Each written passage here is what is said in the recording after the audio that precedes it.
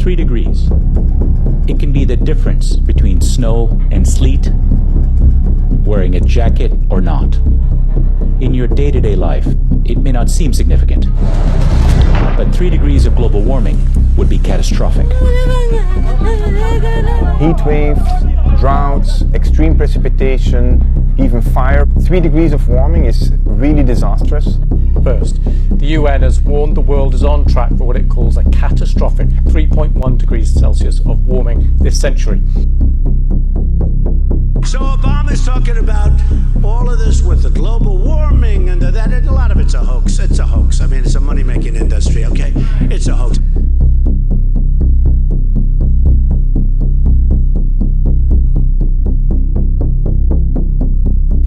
The Earth is always changing. Climate change is nothing you have to prove. It always is happening. It always has happened. We're expecting extinctions. Most of our ocean would be at temperatures they'd never seen before in the lifetime of most of the organisms.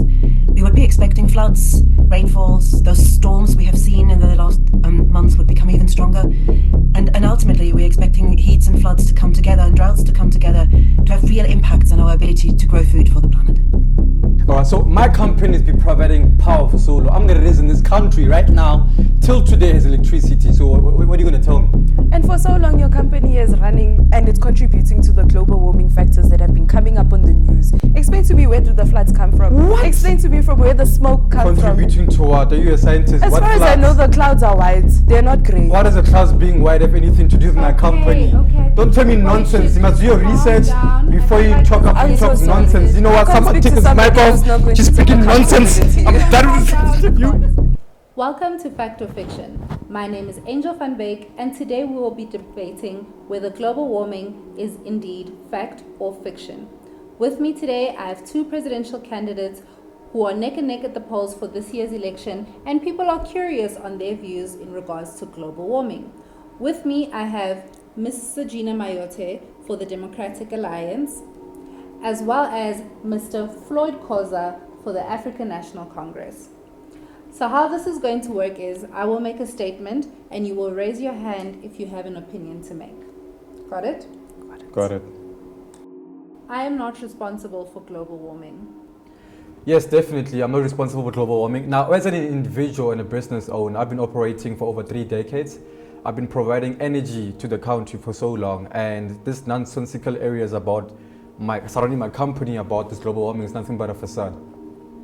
Mr. Khoza says he's been providing energy for the country, Ms. Mayote. Is that not what we need? How does this affect global warming? It is what we need, but for the duration of your company running for so long, it has contributed so much to the global warming that we have right now in South Africa. For example, your greenhouses, the Sahara Desert flooding with water all of a sudden, and then we have our health, our food security. With those concerns that you have raised, is global warming then a big concern right now at this present moment? Interesting. Global warming is not the biggest concern. Actually, not even a big concern. It shouldn't even be a concern because it's nothing but just a facade. First and foremost, our concern right now is to provide jobs for people in the country. Make sure that they live here nicely and comfortably. If anything, they make a nice salary and cater for their families. So employment is more important than global warming. Is that correct, Ms. Mayote? It is not correct. Global warming should be a concern because the longer we delay in having to respond to such measures, the longer and more expensive it will be for your company to run as a whole in having to provide us the energy that we solemnly need. But at the same time, global warming should be a concern in your company. These are very interesting points from both sides. So with all this information that we've provided today, is global warming fact or is it fiction? Global warming is a fiction, I can tell you why. You know, people that believe that global warming is a fact are people that have a very, very low IQ.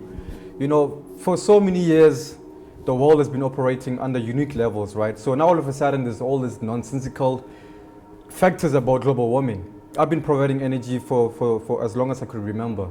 All of a sudden now there's climate changes, drought. But then think about it, are they available here in South Africa? I don't think so, hence the fiction, nothing but just nonsense.